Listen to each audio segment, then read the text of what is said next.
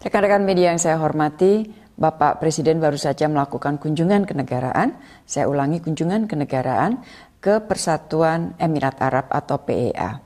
Selama melakukan kunjungan, Presiden Jokowi telah melakukan pertemuan bilateral dengan Presiden PEA yang mulia Mohammed bin Zayed atau dikenal dengan sebutan MBZ di Istana Al-Watan, Abu Dhabi. Pertemuan dilakukan dalam bentuk plenary di mana masing-masing presiden didampingi sejumlah menteri. Dari pihak Indonesia yang mendampingi Bapak Presiden adalah Menko Marves, Mensesnek, Menlu, Men PUPR, dan Men BUMN.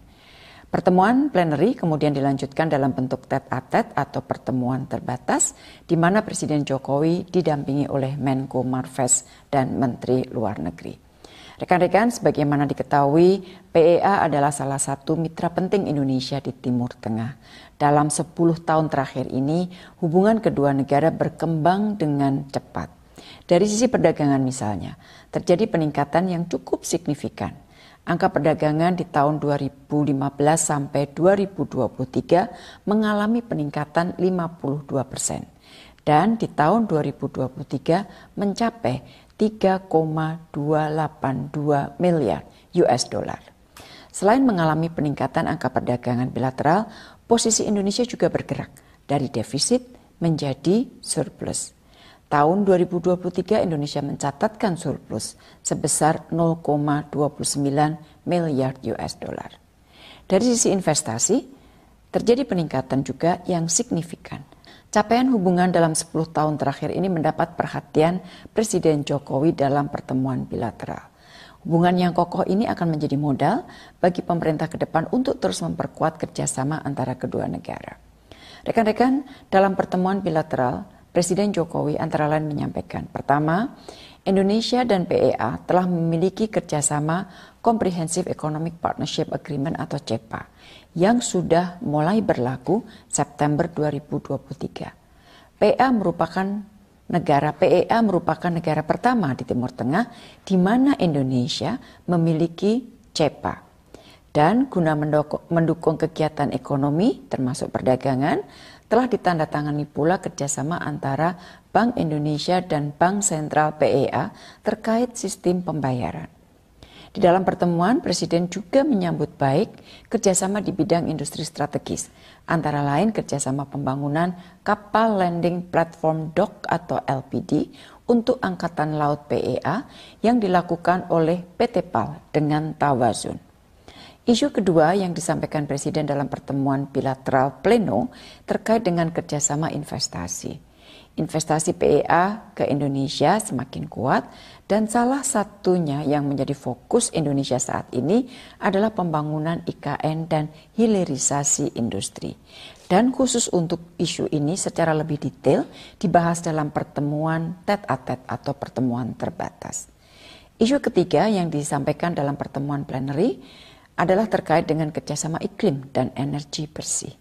Presiden menyampaikan apresiasi dukungan investasi UAE antara lain dalam pengembangan PLTS terapung di Cirata yang akan dikembangkan hingga 500 MW. Presiden juga menyambut baik groundbreaking Mangrove Research Center di Bali dan kerjasama PLTN antara BRIN dan ENEC. Isu keempat terkait kerjasama sosial budaya. Presiden menyambut baik pemberian Zayed Award for Human Fraternity 2024 kepada NU dan Muhammadiyah untuk mendukung toleransi dan moderasi Islam. Dan sebagai penutup di pertemuan bilateral pleno, Bapak Presiden mengundang Presiden MBZ untuk berkunjung ke Indonesia. Rekan-rekan media yang saya hormati, selain pertemuan bilateral dalam bentuk pleno, tadi saya sampaikan bahwa Presiden juga melakukan pertemuan terbatas dengan Presiden MBZ dalam bentuk terbatas tete-a-tete.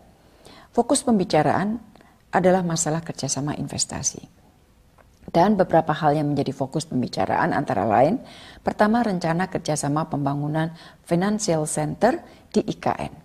Rencana kerjasama ini diwadahi dalam MOU yang ditandatangani oleh Menteri PUPR dengan Dubai International Financial Center atau DIFC. Dan setelah penandatanganan MOU ini tentunya akan diikuti oleh kunjungan delegasi teknis yang akan mulai membahas persiapan kerjasama. Isu kedua, kerjasama pengembangan industri bahan baku nikel. Sebagaimana teman-teman ketahui, Indonesia memiliki stok nikel yang sangat besar. Indonesia juga telah mengembangkan ekosistem hilirisasi nikel, terutama baterai dan EV. Dalam kaitan inilah, Presiden Jokowi mengajak PEA untuk melakukan investasi di bidang EV dari hulu ke hilir. Sama dengan kerjasama untuk IKN, untuk Financial Center, pembahasan mengenai kerjasama EV ini akan diikuti dengan pembahasan yang lebih teknis antara tim dua negara. Rekan-rekan yang saya hormati, di sela-sela pertemuan bilateral, kedua pemimpin juga menyaksikan pengumuman 8 kesepakatan deliverables kunjungan, yaitu pertama MOU antara Kementerian BUMN dengan Eagle Hills terkait tourism dan transportasi udara. Kedua, MOU antara Nusantara Capital Authority dan Dubai International Financial Center Authority terkait pembentukan Financial Center di IKN. Ketiga, MOU antara BRIN dan Emirates Nuclear Energy atau ENEC terkait energi nuklir. Yang keempat, MOU antara BI dan UAE CB terkait sistem pembayaran. Yang kelima, MOU antara Kementerian Keuangan dan Ministry of Finance terkait Public Finance Management. Yang keenam, Framework Agreement antara PT DI dan PAL Aerospace terkait Technology Transfer of Maritime, Patrol Aircraft and Anti-Submarine Warfare. Yang ketujuh, MOU antara Masdar dan PLN Icon Plus untuk Joint Assessment and Study instalasi solar rooftop di bidang komersial dan industrial di Indonesia. Dan yang kedelapan adalah MOU antara Mohammed bin Zayed Species Conservation Fund, United Emirates Arab dan Kemenko Marves terkait pembangunan Sheikh Mohammed bin Zayed dan Joko Widodo International Mangrove Research Center di Bali. Rekan-rekan yang saya hormati, di dalam kunjungan kenegaraan ini, Bapak Presiden juga telah menerima tanda jasa kehormatan Order of Zayed dari Presiden PEA. Order of Zayed merupakan penghargaan sipil tertinggi dari PEA untuk tokoh-tokoh dunia. Rekan-rekan, setelah rangkaian kunjungan kenegaraan ini, Bapak Presiden langsung kembali ke Indonesia dan insya Allah akan sampai di tanah air pada tanggal 18 Juli 2024 pagi hari. Demikian yang dapat saya sampaikan dari Abu Dhabi. Terima kasih.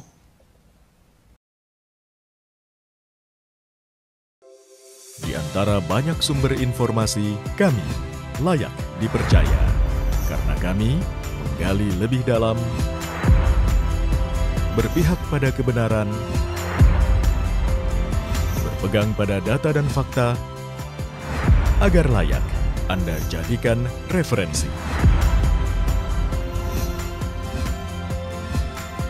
Kompas TV, independen, terpercaya.